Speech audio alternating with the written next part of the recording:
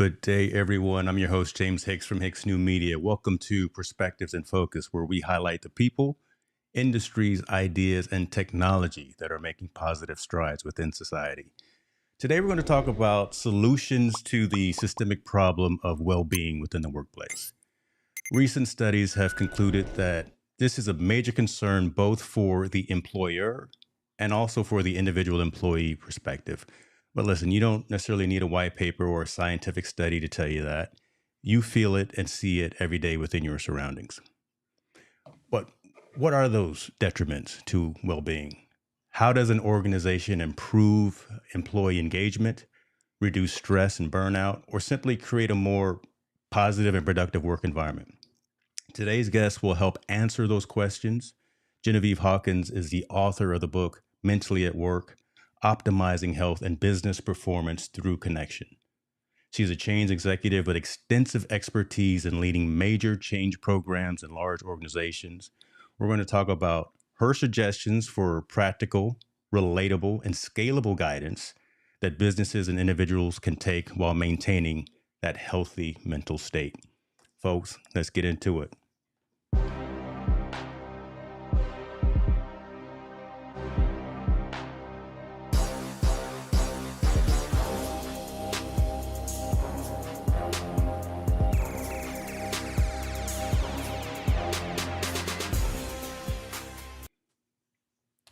Healthy mental state, scalable. Some pretty good adjectives. Are those adjectives, right? Genevieve, how are And you ambition. today? How are you? I'm fantastic, James. It is tomorrow where you are in Australia. So happy future, or Back to the Future. All those good things. I appreciate you for joining me here on Perspectives in Focus. glad to be here. Thank you very much. Listen, I gave the 30,000 foot kind of overview of kind of who you are and kind of some background in terms of your expertise and what you have done, are doing now. And maybe we can get into a little bit what you will do in the future. But if I always like to have folks tell their origin story, right? Because it's always best coming from the individual themselves. Could you tell folks who Genevieve Hawkins is, please, if you don't mind? I love the whole thing, James, of origin story, that I could go in actually a lot of detail about who I am in some ways, because actually my family origins have also made an influence on what I do. But I actually studied as an occupational therapist originally, so worked as an OT within the health system, and from that I've always had this fascination with how people's brains work and what's going on from a mental illness and then mental health perspective. How do we prevent mental illness, or prevent mental illness from having a significant impact in people's lives? And that's actually then moved on from there. So for me now, and I've moved into a range of different roles, from helping people get back to work who are injured or ill, to then looking at prevention within the workplace, and then actually moving on to other major transformation projects. There's still this passion that I have for looking at how people thrive at work or don't. So I see so many people who are just surviving, that are going, I'm just getting there, I'm get into work, I get my work done, I get out, but I don't really love it. And so really for me, writing this book is a labor of love. So I have a full-time executive role, and it is in change, so leading major change within organizations. And this book was really about saying, how can I actually, to your place, scalable, practical, relatable things.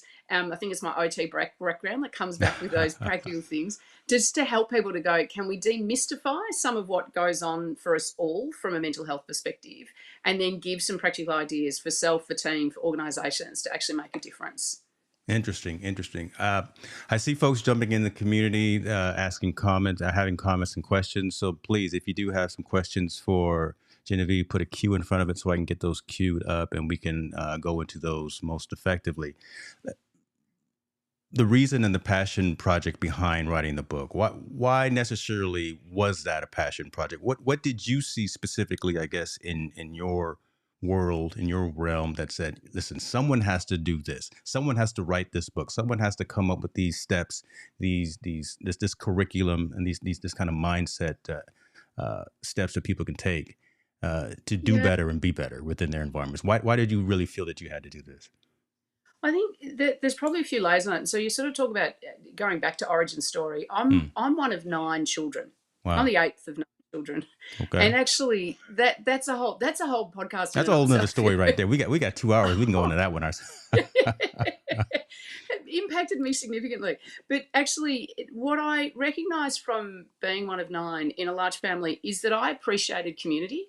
I appreciated what it meant to belong in a large group and how you actually work effectively together to look after one another and do whatever it is that you need to do. In the case of a large family, make sure the dishes are washed and food's on the table and, all those sorts of things. But that then for me reflected when I worked coming into lots of workplaces, what I could see was that sense of community and connection was missing. And when that sense of community and connection was missing, you get the same impacts in terms of what you're trying to achieve within the workplace. And I could see where I could influence and create a level of team and community, what we could achieve, but also what wasn't achieved at an individual or group level without that. So that there for me was a driving force to begin with of going, if I'm in any role, I want to feel like I belong and Mm. I want to create that sense of belonging for others because I know what it means for performance if we've got that. So there's been a big driver for that. And then, look, there's been a few different events that have happened in my own life with it, but I think a couple of them that were significant. One of them was that I actually lost one of someone within one of my teams to suicide. Mm. And that was a really hard moment for everyone involved in terms of the impact that it had, and it helped me kind of stop and reflect a bit more on what else can we do as an organisation to actually make a difference in that space. And then, really, actually, the final impetus for me was I was moving on from a role in which I was doing a lot in the mental health space into a different transformation role. And my old team was saying, you need to get out what's in your head and put it on paper. Because if you want to scale this, because I'd always talked about, this is big, right? This is big across the globe. We have some significant challenges. There's a tsunami coming our way of real problems from a mental health perspective. True. And so for me, this is about, I want to be scalable too, in terms of having that level of impact in helping people to understand what to do to make a difference in the organisations, because we don't talk about it enough. We Exactly. we think, and I think COVID's helped a bit in the conversation, but it's kind of like for quite some time, business is kind of like business is business, and individual health is that's your problem over there, and Yeah. that's not our problem. Where it fundamentally is our problem in business. It's interesting that you bring up COVID because I was gonna ask about that as well, right? And not to put blame necessarily on COVID, but to say, but that was actually the stoppage of the planet, right? We had a bunch of amount of time that the planet did stop there, and a lot of folks really went through with the withdrawal, went through emotional turmoil of not having that community, to use the word that you used as well, not having that connection, not being able to go next door and have dinner with their friends, right? That really took a toll on a lot of folks in terms of um, how they progress throughout the day and how they live their daily lives. And some folks haven't come out of that yet, right? Even though the world is starting to open up from a mental perspective, let's talk about that from personal and also how they deal with that professionally. Because really, look, a lot of companies, a lot of organizations have looked at the lockdown and said, we can still do what we need to do on the professional side with you being remote. With you just locked into Zoom or Teams or whatever the case may be, you don't have to come into the office. In fact, many offices have closed. So, I mean, just that aspect, while it sounds as a positive work perk, right? I can work at home in my sweatpants and my house slippers or whatever the case may be, but I no longer have that camaraderie. I no longer can go and hang out at the water cooler with Genevieve and have a cup of coffee or something like that. Talk a little bit about kind of the different aspects of what COVID did to on the professional and the personal lives of the employees, and then maybe we can go into the employer side. But again, the individuals, what happened during that time when we were locked down, and then what that is, what you've seen happen since that time that the Yeah. world stopped. That's there's so much there, and so I obviously my accent shows that I'm from Australia. I live in Melbourne, and Okay. I think Melbourne, I don't know whether it still holds the record because I don't know what happened in the last little bit in China, but we were holding the record for the city that was the most locked down in the world Wow. across COVID. So we have seriously been scarred My by what goodness. has happened in that time. But I think if I go back, because the talk about just from a base science perspective just for a moment, and maybe they might give it a snippet of how I talk within the book, because I try and go, I want you to understand a little bit of the science, but just in a simple way that gives you a sense of how our brains operate. So we have it's easy to think about a thinking brain and an animal brain. Hmm. And so the thinking brain is what we're aware of. So we're sitting there going, we know what we're doing. We're in control of everything. The answer is we're really not in control. We have this animal brain. And when we think about the animal brain, this is the part of the brain that helps us do things like breathing and digesting, sweating, all of those sorts of things that we don't actually consciously control. But that part of the brain is absolutely hardwired for our survival. And there are some things within that brain about how it operates for forever and a day that haven't evolved. And I shouldn't say evolved. This is hardwired for survival anyway. So you'd argue it's the right thing for it to do. Our brain looks for pattern. So there is so much information going on in the world that our brain looks for pattern, because pattern helps to give us a level of, we can clump the information and we don't have to be too overwhelmed with everything that's going on. And when things are different, when things are uncertain, we get more cortisol coming in. So we get stress kind of coming in, because the brain at the animal level is sitting there going, oh, things are different and I can't quite work out what's going on. And we had that on steroids during COVID, Mm-hmm. because, and in fact, I'd argue we still have it. So this is the problem, that we've kind of, in the midst of this space, we're in a, whoa, what's happening? Not too sure. This is all Right. new. So our brains were getting overloaded. Now, our brains are also hardwired for connection. We recognize that whole concept of safety in numbers. And you go back to Neolithic time, if you're out in the middle of the wild on your own, that's pretty scary. But if you've got a tribe, this is good. This is good. We can protect ourselves. So right at a time where we were feeling overwhelmed because everything was different, we were then thrown into an environment where we didn't have all of our tribe.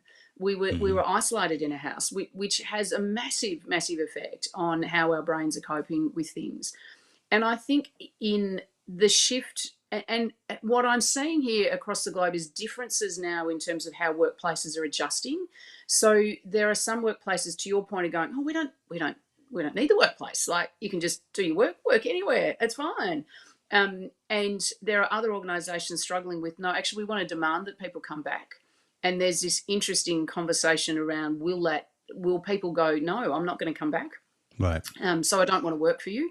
Or organisations, and certainly our organisation that I currently work with is one of those that we go hybrid. How do we kind of manage both? But within that, we are still hardwired for this connection. We can't get rid of that bit. And so we will struggle as individuals if we don't feel that complete belonging. Now, we can sit there and go, our belonging comes from family or friends, and that sense of connection or tribe is outside of the workplace. But when we say that, and that's what it is, there's only so much that we will give from a performance point of view from work, because it's Gotcha. just the paycheck. It's just a paycheck, and that is it. So we come in, we've got a job, we do a task, we may not, when we don't give our love and passion to the task, it's not always created the best it could be. So we miss out then, because then we are we're going through the motions rather than actually feeling like we're part of something bigger.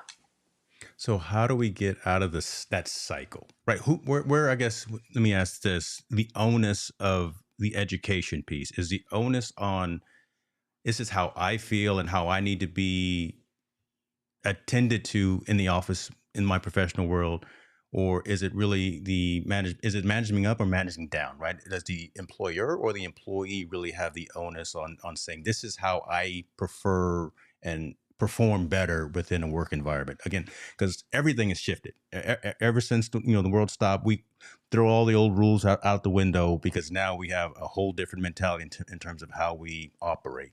Is it my responsibility to tell my employer that James needs to only work 7 to 12, and then needs a siesta for 2 hours? Right. Yeah. Again, who really should bear the burden of explaining that particular mindset, mentality, and a need within the workspace? So the I'm going to say it's both people's responsibility, but with a slightly different lens, if you like, um, to what you say, because it so at an individual level. So we start at the individual level. I'd go everyone, and I'd go. This is why I wrote the book, I was, because it that's where I was actually feeding. goes Actually, into. that's exactly where. Work with me here. There's a I'm lot more feeding the book. detail, No. lot more detail in here. Right. But there's a level. So at an individual level, we own our own health. And we have to take responsibility for our own health. And we need to understand our mental health as well as much as our physical health. And what, again, part of writing the book was to try and get people to understand a bit more about their mental health, because most people get it with physical health. And I also say, most people get it if you, eat donuts and smoke cigarettes every day. At some point, there's going to be a problem for you. The utility Might is not going be to wear off tomorrow. for that. Exactly right. So at some point, and so we get that. We get the things, we're taught more about what we need to do to look after our physical health. We're not taught as well about what to look after our mental health. And so the first part is saying we have to understand that and own it. But in owning it, it's not a you need to do this for me, Mm, because if we're in that mindset, then we're placing our own health in someone else's hands. I And like I'd that. go, Okay. don't ever Yeah. do that. Don't ever do that. It's I'm choosing these things. I'm responsible, and I'm going to adjust what I'm doing to help it work for me. So there's kind of that bit of saying you've got to understand it and own your own health, and don't ask anyone else to do it for you. It's like with physical exercise, etc. You can't have someone, you need to make sure that I run every day, and you're going, well, Yes. actually, no, that's not my responsibility. I, I always You say I need to do can't that. motivate someone else to go hit the gym and go train. You have to have that motivation built internal. So I agree with you 100% on that. Love it. So exactly the same with mental health. That's going to happen. Now, then when you then talk about it from an employer perspective, then my challenge to employers is going, you can't ignore how the workplace impacts people's mental health. And so as an Mm. employer, you need to understand the things you do that actually contribute to either building up people's mental health or in fact destroying it, or impacting it negatively. And so again, you can't sit back, and I say to employers, you can't sit back and go, oh well, I'll ask the employers and what do they want and I'll do what they want, because again you go, no, that doesn't work either. You need to take responsibility as a leader. And in fact, again, I mean, go back to the book, but in the book, there is advice talking about it in these layers of what do you do as a leader in an organisation for yourself. Hmm. So, how do you look after yourself? And then how do you have better conversations one on one with people that build up people's mental health? And then how do you look at the team or the organisation and saying, what are you choosing to do and how you're designing work and the workplace, which helps to improve people's mental health? It's not going to solve everything. It's the same if I look at the physical health side of things. I go from an employer perspective, you're not responsible for someone's physical health. However, if you are asking them to work, 20 hours a day, Right. 7 days a week, that's going to impact their health, because they're not going to be able to sleep, and they're not going to be able to eat, and Health, they're not going to be performance, able to all of that, right? I mean, all of that. there is a domino effect to those types of things, right? Absolutely. Absolutely. I brought that up specifically, and I do see the comments in the coming up from the community, and I will get to those in just a second. But I was leading you kind of in the direction, yet referring more to the book, and then also specifically to this mental health pie, right? The mental health pie ingredients that you referenced with the book, and if you could talk a little bit about how this fits again in terms of how the employee, again, that's why I started with the employee themselves, can take the ownership for their own mental health, and then how they can translate that out to their colleagues, to their employers as well. So if you could talk a little bit about this concept of the mental health pie and the ingredients that you have within this.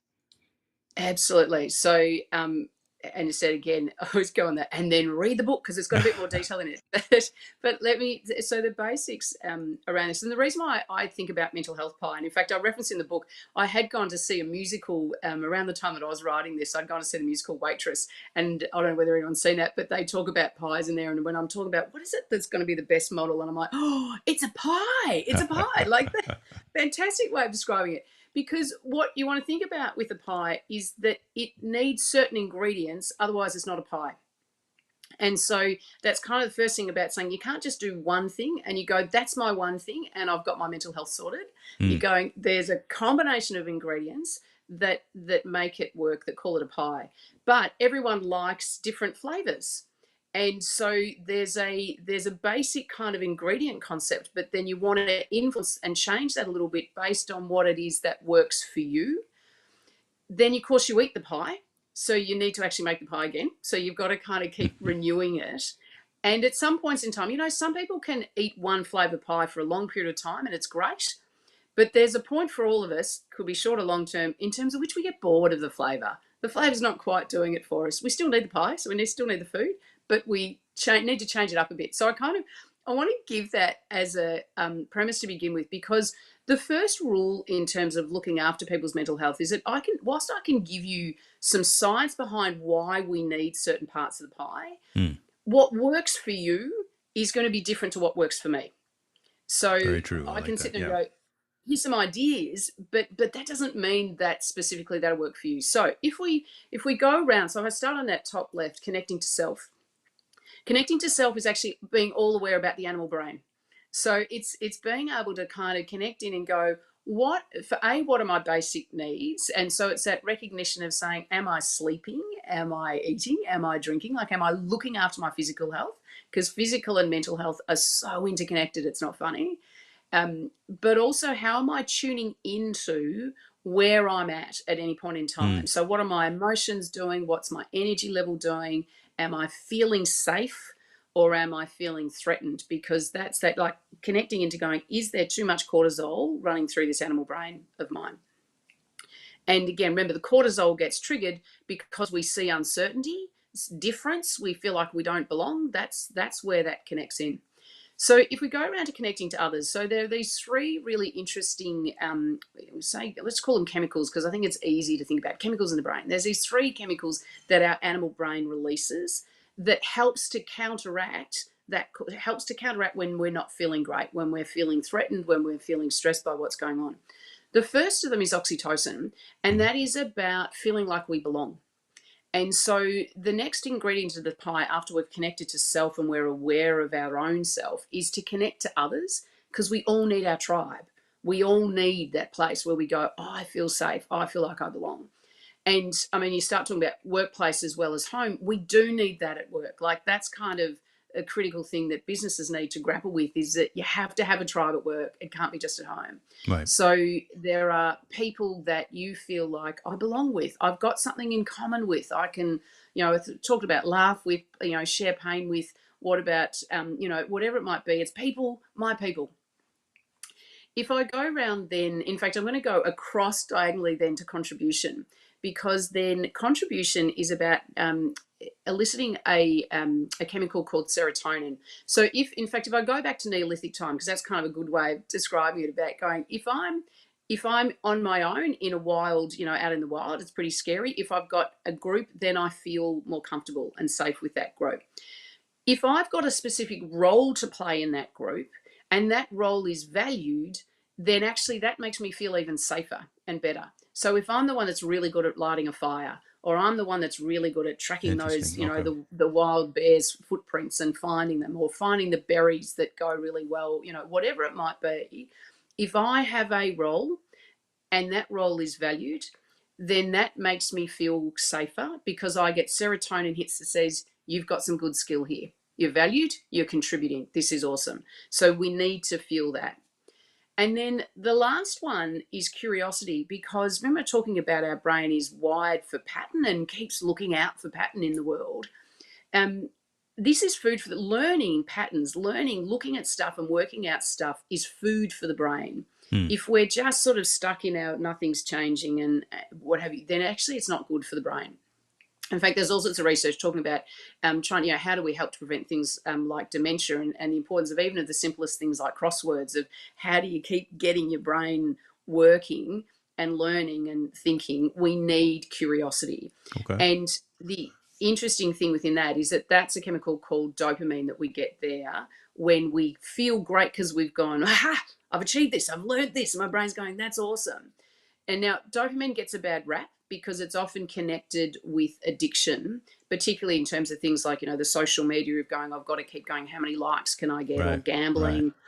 So dopamine can be overplayed if it's caught up in the wrong things, but it is actually an important part if we're consciously working out how do I stay curious and learn. So essentially, the pie, when we're looking about everyone's mental health, saying you've got to look after all of these four things. You've got to work out how do you connect yourself. And again, the book gives you some tips and tricks on some of those exercises that you can do to help learn a bit more about what's going on for you.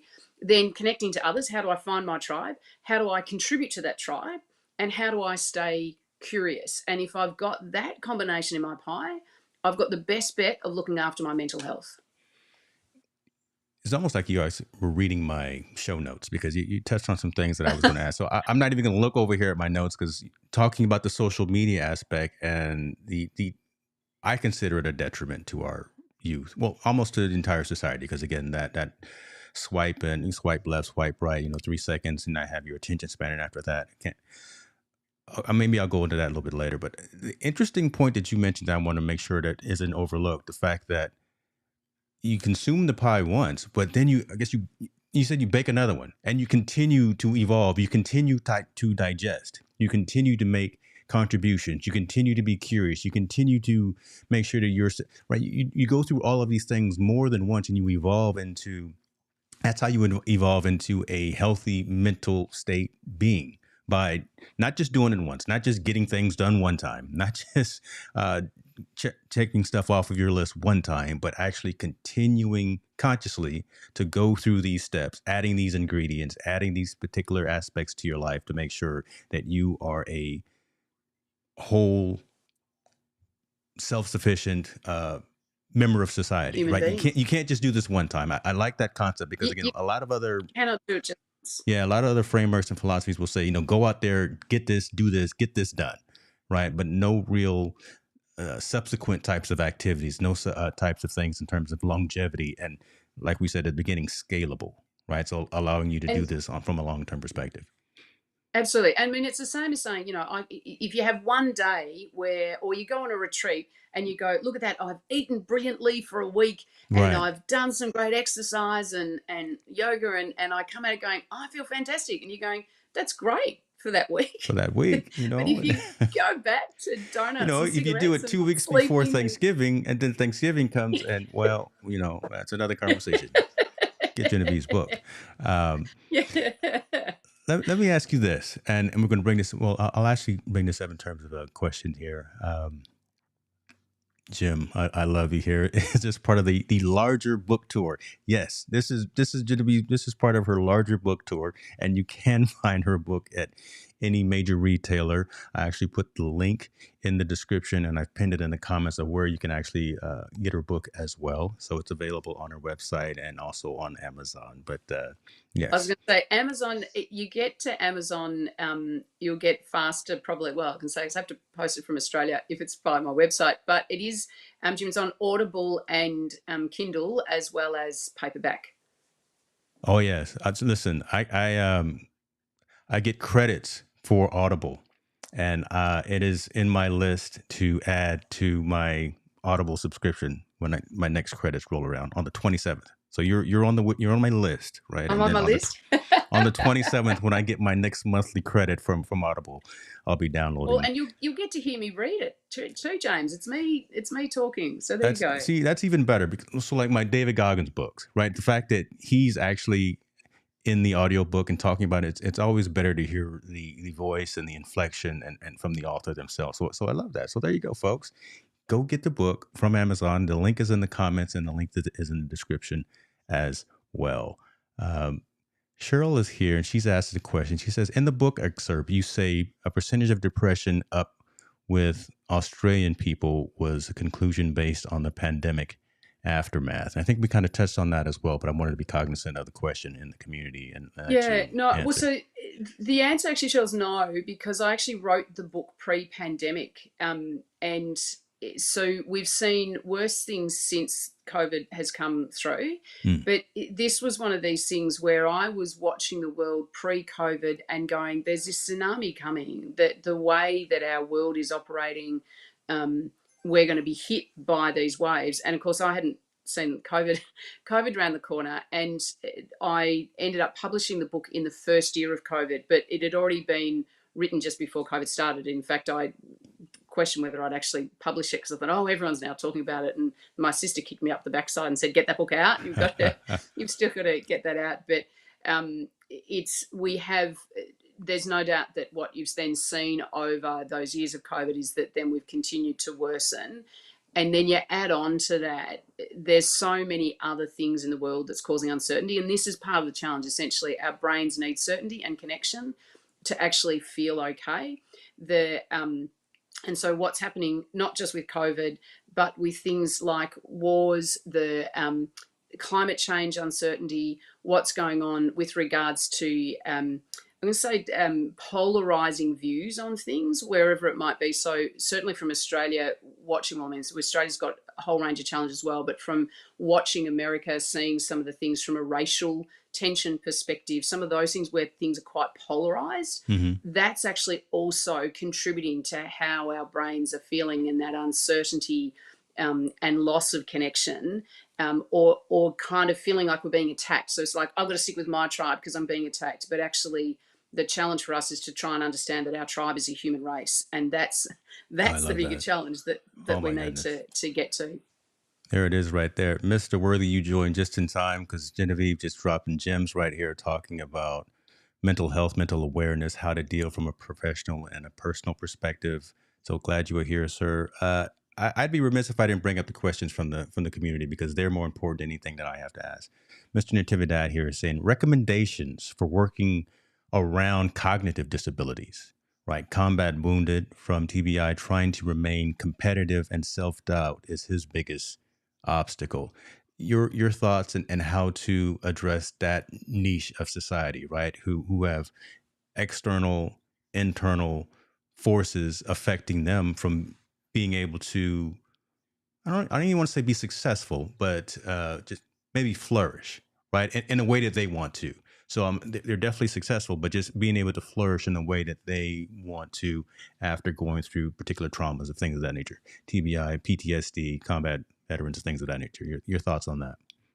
So I'll perhaps start off with saying there's a level of saying individually there's certain circumstances. So you kind of want to make sure that you've got the right, I'm going to say, support crew to actually help to guide some of those sorts of things. And I think if I saw right at the last bit of that, that might have been one of the challenges at the bottom. Was saying that it's the challenge of doubting myself. Self-doubt is my biggest obstacle. Yeah. So so actually, David, one of the really interesting things is that whilst people won't always articulate it, certainly some of the research I've read, but some of the experiences I've had with group conversation exploring this is self-doubt is one of the most common things for everyone, actually, that holds us back in various ways. And so that becomes a challenge for anyone, but it's more amplified when people have particular other challenges from a cognitive perspective. So I think the couple of things that I would say with it, the first one in connecting to self is to be able to sit back a bit and look at what are the best types of roles that I could play that are actually true to who I want to be. And I often get people to draw the three circles of what am I good at, what do I love doing, and what's important to me, and how do I create a bit of that and help to create what that intersection is in the middle of those three becomes your self-selection criteria for any job, so that you're clear, you're not choosing a job because this is what people expect me to do or this is a career advancement. My challenge to people is saying don't have org chart envy, so don't look for title, but look for roles that sing to your heart, that actually make a difference there. As part of that, invariably in that selection criteria needs to be the tribe of the workplace. So looking at the culture that you're in within the workplace is a really, really important thing. And again, this comes to when we talk about then business leaders saying if you're leading these organizations and you want to get some of the best talent out there, you need to create that tribe. You need to create that safe space that people want to be part of. And the other part, and I do go into it in a bit of detail in the book, is talking about who's on your board. And Mm. this idea of saying we are the CEOs of our own lives. And so, if in an organization, if you're a good, I go CEO. I know it's like EVP in I think in US terms more I think is used than CEO. But if I'm sitting at the top of an organization and I'm running an organization, any good CEO or executive at the top has a good board around them. Now, in the context of a business, that's you have financial skills and legal skills and risk management skills and people skills. So you've got different people that you reach out to get different advice on things. And what you want to then be able to do with regards to your personal life is go, well, I'm the CEO of my own life. I'm responsible for that. And so who else do I get around me that can actually help me be my best? And again, you come back to tribal, we all need that. When you've got some cognitive challenges, you want to think clearly about the people that add the best value in those. But one of those people that I talk about is the strength.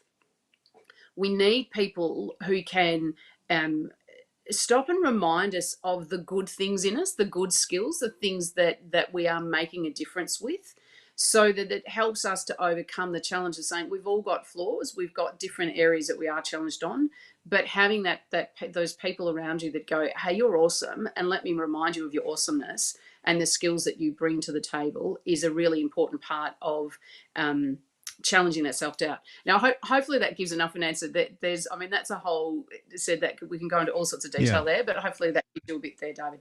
No, I mean that's a good start, and I think a good foundation. And I think hopefully, Mr. Natividad, if that helps, and I'll put the link up to the book as well, and we can actually have a subsequent session with Genevieve if necessary. But those are the kinds of things, right? Just having those support groups, having those tribes, as you, I like that word, the tribe, right? Having those councils, I call them my inner circle, right? Having Yeah. those folks that will tell you when you're wrong, will tell you when you're right, but will be objective and subjective at times when necessary.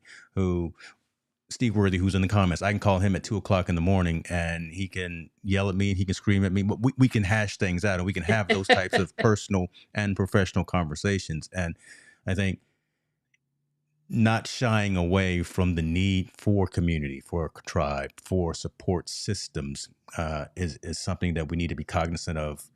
So almost back to who owns the piece, right? And I think the individual, so not just on the professional side, but on the personal side, owns that outward reach, because I can't say I don't know how you're feeling, Genevieve, right? I don't know what's going on inside you all the time, but I can be receptive when you do reach out, and there's no stigma. There should be no stigma. There should be no shame in reaching out, picking up that phone, sending me a chat message or whatever, when there is a need for you to connect with that tribe or that community, that inner circle kind of thing. That's my summarizing. Again, I'm an old guy. I don't know these. That's why you're No, here. no, You're the James, expert. remember, you're not old. You're not old, Oh, remember? that's It's in right. your We're heart. seasoned. You're That's right. not old. We talked Yeah. about that before. There we go. We're seasoned. So Yeah, that like we're not born to be alone. Like we are wired to be with people, and we have to recognize that everyone has a contribution to us. It's that was it takes a village to raise a child. yes, I'm not too sure where that who said that originally, but it's actually it takes a village to live a healthy life. that is true. We cannot do it. Man, we can go on and talk about that for a long time as well, right? Again, there's no need in being so proud that you have to do everything yourself, because you won't succeed. You just really won't succeed if you want to look at folks who have whatever your definition of success is from a financial perspective, whatever the case may be. They've all done it together with someone else. They've had co-owners, co-founders, uh, colleagues, other folks within the C-suite. No one has done anything successful, professional and or personally alone. You really do need that tribe, community, inner circle, things of that nature. Um, And I just say too that tribe can shift over time a bit as well. mm, there So you go. Yeah. it's an important thing from a from a what do I need, particularly in the work context, what do I need to bring my best to work? And as you grow, as you learn about yourself, as you experience different things, you might find that you need some other different people around you to help support you in that space. So don't kind of go, I've got my tribe, that's it, don't move. Yes. Allow that to grow and flourish as well. And these concepts are obviously talked about within the book as well, right? Again, maintaining that tribe, identifying that tribe. And I like the concept that you just mentioned right there. There is a time where we may have to cut somebody off. Right, the old guys, or the old crew that you grew up with and went to high school and went to college with, yeah, that was good for a season, maybe not for this season. And Yeah, again, there should be no shame, there should be no hesitation in evolving. If those others that were around you at a particular season within your life aren't on the same trajectory as you, it really is okay. uh, it I'm living through absolutely is. this myself right now. So again, I'm pointing one finger out at you and three fingers at me, saying, it really is okay to evolve and move on. It's not a slight on anyone. Again, it's just different seasons, and we all have to evolve at our own space and our own time frame. Um, there you go. Absolutely. I got me a And little lesson there as well for myself. So selfishly, this is all about me, you guys. I'm uh, fantastic. If I can help one person, that's all right. So I've helped you, sorry. Jones. All good. And listen, one of my friends says, "Reach one, teach one." Right. So, and that's enough for me right there. Again, I want to be cognizant of the community because their questions and their inquiries are more important than mine by all means. Cheryl is asking again: the stigma of mental health issues, can it cause judgmental feelings with people getting help or discussing with management? So having that stigma of maybe something's different with the way I operate, the way I need to operate at work. What are So some best practices of going and talking to leadership and management about how I need to have some accommodations, I guess? now, so this is definitely where I go. Please get the book because I can't do justice fully to it.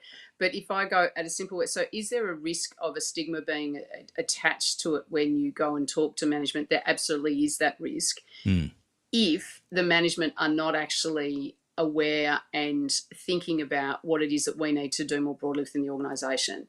So my challenge, and again, that when I wrote the book, I was wanting to target people who are in leadership roles to go read this and mm, think about it, not just for yourself but your own organisation. Because one of the most, I guess, one of the first things that I start off with is get a common language. And if you get a common language in the workplace, that's actually what helps to take the stigma away, so that there's that base part. And so in the book I go, here's some ideas about how you can talk about mental health so that everyone recognizes actually we're all vulnerable. So that's kind of point number one, we are all vulnerable. So if you think about physical health, and I'm talking in the book about this continuum from green to yellow to orange to red. In our physical health, there are some things that people are born with that give them physical limitations. There mm, are some things that people have genetics with that mean that they've got an increased disposition for physical problems. And there are some things that happen to people that traumatically mean that they land in this space of really struggling physically. But most of the reason why we end up struggling physically is because of our lifestyle choices day to day that impact on mm, our physical health. It is exactly the same with our mental health. And so there are absolutely some people who are born with problems right from the word go. There are people who have a genetic predisposition to certain things that means an event happens and it triggers something. And we have people, exposed to significant traumatic events that causes people to suddenly really struggle mentally. But most of what lands people in the red in really struggling, and it's the most common things around anxiety and depression, are actually associated with what our choices are day to day and how we choose to live. And so being able to help in an organization to get people to understand everyone is vulnerable helps, first of all, to take away some of the stigma. And the second one is finding a language. And I mean, in the book, I talk about that continuum because it's easy to be able to go, hey, James, I'm having a bit of a yellow day today. I just need a bit of help. Makes it easier than saying, James, my depression isn't well under control today, and mm. like it creates an easy language. And if everyone understands it, you go, oh, you're having a yellow day today, no probs. Let me change a couple of things. Whereas you're going, I'm sliding into orange, then you're going, okay, hang on a minute, what help do you need? I let's have a love look that. at what else we do, you Yeah. know. Um, so common understanding of our all of our vulnerability and to a common language makes a huge difference in a workplace to help to remove that stigma. I love that because that's actually that next layer down of kind of how we started before we went live when I asked, how are you doing today? Right. And then if you just say, I'm okay, but if someone can sense that you're probably not doing okay, having that common language within the organization, and again, that it's sponsored and that it's known across the organization. I'm having a yellow day, I'm having an orange day, whatever the marker is for your particular company, that really sets the standard for, okay, so Genevieve is having this type of day. These are the resources that she needs. This is how we can step back, lean in, whatever the case. But again, I just ask you how you're doing today, and you say I'm doing okay, and I sense that it's not right. Well, and without me being evasive and prying and say, no, tell the truth. Tell me how are you really doing? I like the fact of having that common language within the organization. But again, that is that top down. That has to come and be owned and sponsored, I think, from leadership as well, because the individual Absolutely. employees are going to buy in, right? In anything that's built for their betterment and for their well-being, I think the employees are always going to buy in. But if the leadership, if the supervisors, the managers, the whomever the executives don't buy into that, and it's not gonna go anywhere. So all the leaders out there, everyone on LinkedIn watching this in the business world, make sure you get Genevieve's book. The link, see, little pitch for So plug for the book go on there. Amazon because we want to promote it and get it That's going true. That's across true. the It's all world. about Amazon. We want to get it off of Amazon so you can get it tomorrow instead of the Yeah, 2 week shipment from Australia. from Australia. Those kinds of things.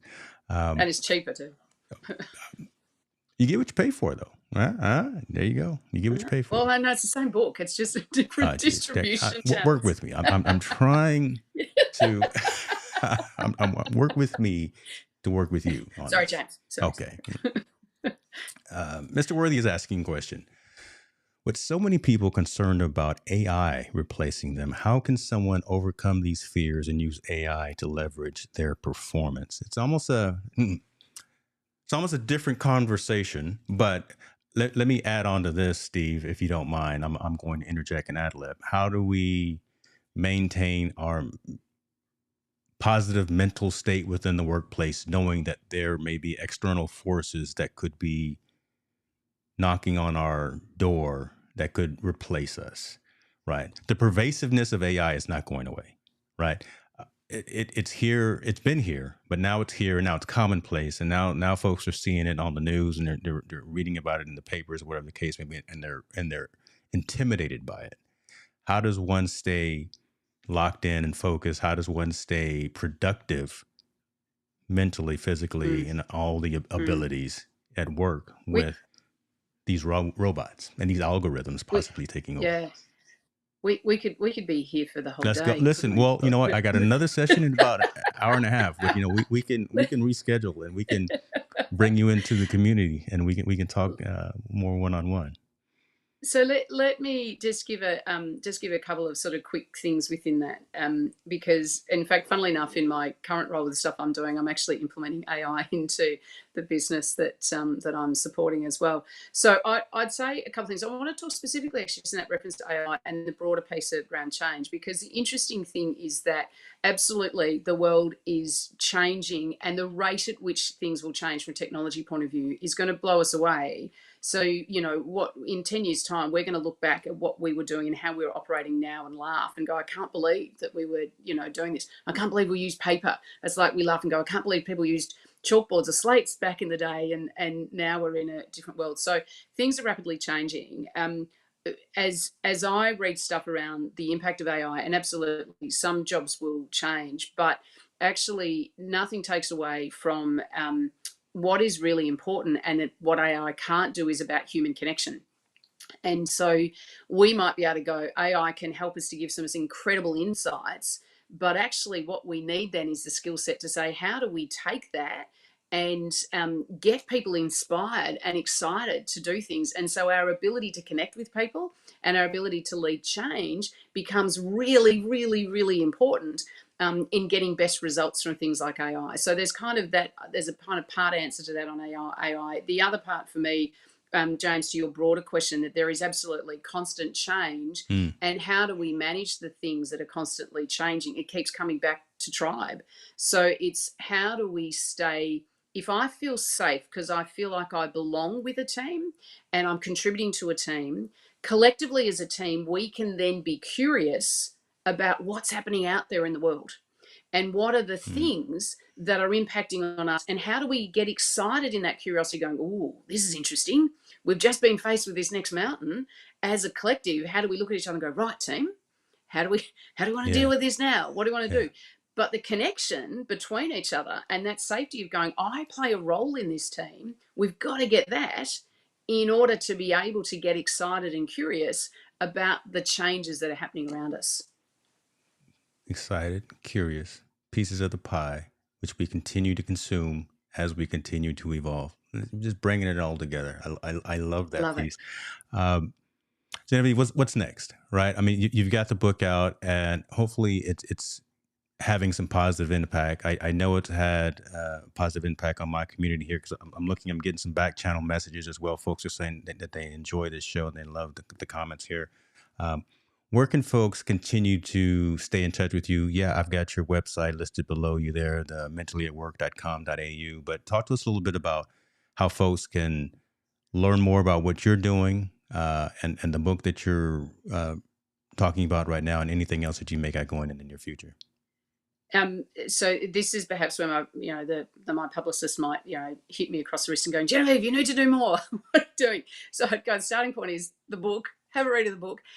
I do have, I'm on Instagram as Mentally at Work. So happy for you to follow me on Mentally at Work. I've got to get better at actually putting out things as I sort of try and periodically put something out there from a reflection point of view on different things to keep people thinking about stuff.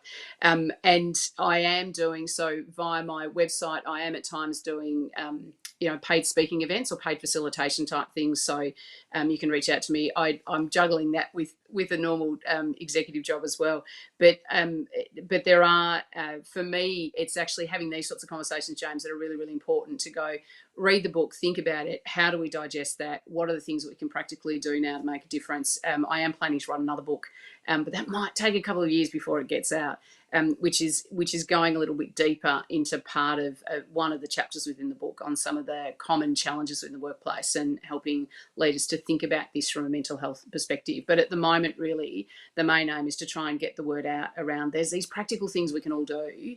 And if we can start understanding that common language and do some of those practical things collectively, we can actually make a difference. And said my ambition is saying, how can we collectively reverse the trend on mental illness in the developed world? But we can only do that if we understand some of these basics together. Mm, I love that. I love that.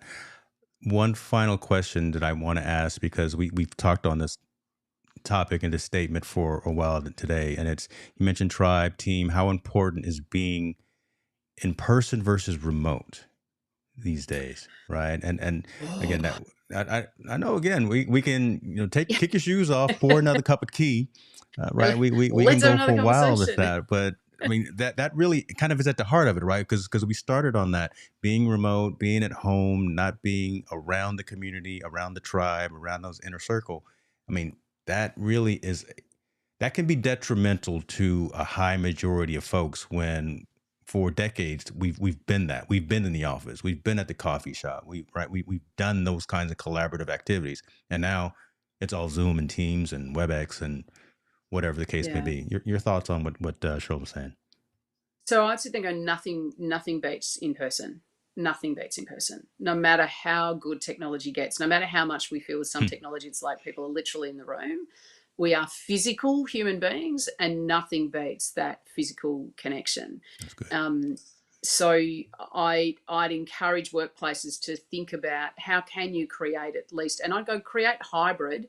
So create the ability to go, I do want some flex. I do want to be able to be home by a certain time to pick kids up, or For me, typically Mondays I work from home, and I love the fact that on Monday at lunchtime I can actually put a slow cooked meal on for dinner, and it's ready for dinner at a good Yeah, time for the family.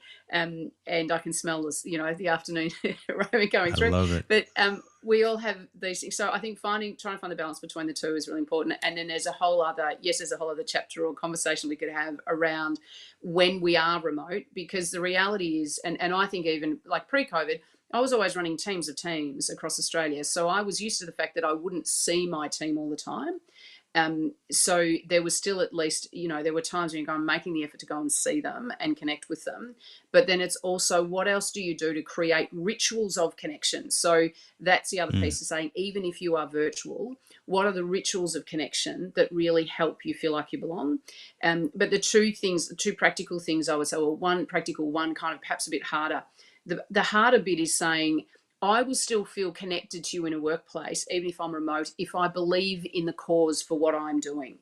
So if I have a sense of purpose and really find meaning in the work that I do, I can still feel a level of connection to the bigger piece of what the organisation's doing, even though I'm remote. So that's number one. So it's, how do you help people to get meaning?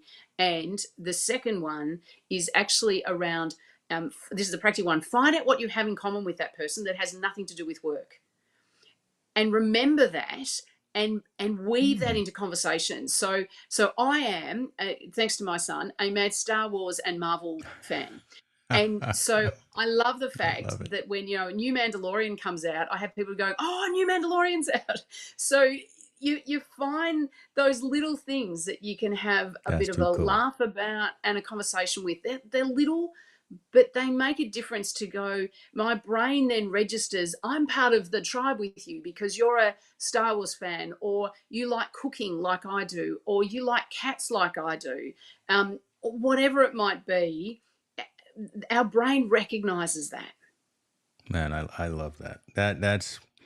That's perfect right there. Hopefully, Shirley, I saw her comment there. She said that feedback is exactly what she was looking for, and that just really hits home. Again, finding things outside of the business space to try to connect with folks, and kind of a nice icebreaker. So that's huge. Love that. Genevieve, I wish you nothing but the success in on this book. On the 27th, when I get my audiobook, I'll ping you and let you know, because I'll start reading it when I'm at the gym. I don't listen to music in my AirPods. I actually have audiobooks going. So I'll be underneath the squat rack listening to you. So hopefully Love. there's a successful story there. Well, I look forward to hearing your aha moments, James. That it's actually, part of what can help with that sort of stuff. Love, ping me like on Instagram. Yeah. Potentially is probably the easiest way. But tell me your aha moments when you read stuff. I love. Okay. I sometimes get pictures that people send me of the book with all of their sticky notes stuck through them of all the things that have gone. Oh, I've got to do this and this and this and this and this. That's the. I go. I'm helping people if I can see those sorts of things. So, but hopefully today has been, giving people a few, practical ideas and thoughts as it is. Definitely. Listen, folks are saying they're ordering the book. I will do that. You've given me action items, so now, yeah, I'll do that. I will put the link to all of your social locations, the Instagram and and your website as well, because I've only got right now the link to the book itself within the And I am on description. LinkedIn as well, actually. So, Oh, awesome. Okay. Well, hopefully and so, that because is we're as me. streaming to LinkedIn right now. Hopefully, your community is seeing the session as well. This has been really cool, right? A lot of eye opening statements and the concepts. I love this aspect of the pie. I'm locked in on the pie and the fact that of not just consuming it once, but continuing to bake it and eat it again. That's what I'm taking from this, and the rituals of, Rituals of connection. man. That's, come on. Come, you might want to trademark that right there. That's pretty darn good right there. Right, The quick, notice rituals. here, we're trademarking it, My right? goodness, that's pretty good right there. Genevieve, you are amazing. I will reach back out to you in the future so we can have other conversations as well. And I know some of the community is going to want to reach out after they get the book, tag you in some posts, and have some further conversations. So with that, I appreciate your time and have a great day. Thanks, James, and thanks everyone in the community for listening. Be well.